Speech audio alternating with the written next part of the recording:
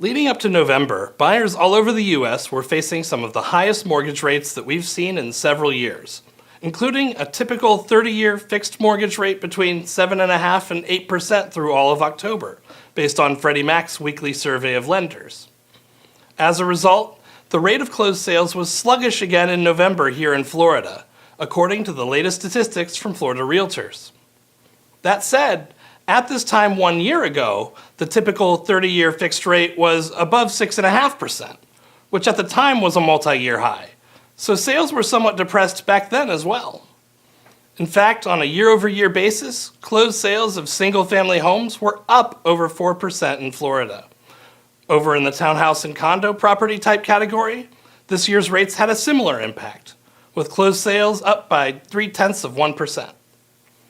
Lately, prospective buyers in Florida have seen an increasing number of choices in their home searches. The number of new listings was uncharacteristically low at this time last year, but over the last couple of months, we've seen the level of new listings move back into the range of recent norms.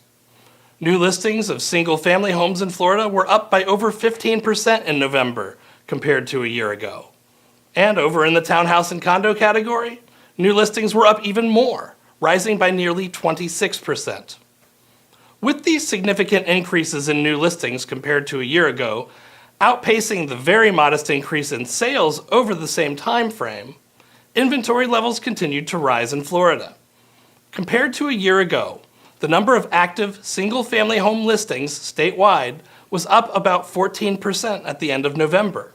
And the current trajectory of inventory growth is such that we may soon be back at pre-pandemic levels of single-family inventory as soon as the end of the year. At this time in 2019, mind you, we were still experiencing a single-family inventory shortage, just not nearly as severe as what we faced after the pandemic began. As we just saw, though, new listings have been rising even faster over in the townhouse and condo category. So, unsurprisingly, the inventory gains in this category have been significant as well. As of the end of November, the statewide number of active listings of townhouses and condos was up by almost 50%. But even though this is a huge increase, it's notable that we are still below pre-pandemic levels, and even below where we were at this time in late 2020. Price growth usually slows down as inventory rises, but it doesn't happen immediately. And there's certainly not any strong evidence as of yet that prices are reacting to the rise in inventory levels we've seen over the past 3 or 4 months. But we'll be keeping an eye on it, of course. As for November, the median price for closed sales of single-family homes in Florida was up 3.3% year over year, rising to $413,000. And over in the townhouse and condo category, the median sale price was up by 7.5%, rising to $330,000.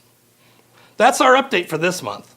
We'll take a more comprehensive look at the market next month as we close out 2023 with the December numbers. And in the meantime, be sure to check out your local statistics at sunstats.floridarealtors.org.